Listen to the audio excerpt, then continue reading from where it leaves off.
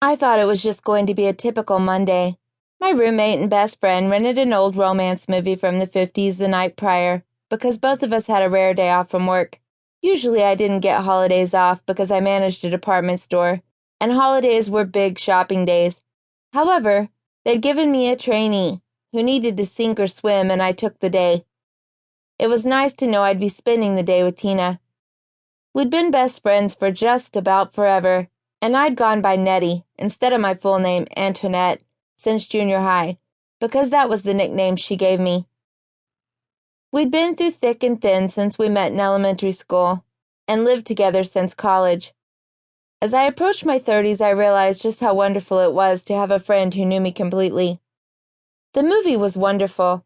On many occasions, Tina and I had talked about how modern movies were so overstated that the romance seemed less than real than the movies that took a more measured and distant approach.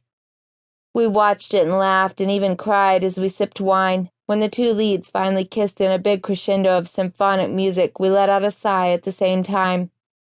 I switched off the television since it was only mid-afternoon. We decided to return the film, get a new one, and pick up some takeout. She asked me if I'd help her pick out an outfit, which was typical Tina, because even going to the rental store required careful wardrobe consideration for her. I started looking through her closet, tossing items out to her, and getting them tossed back. That was the process we always went through. It would take 10 or 15 minutes before something I threw at her would stick.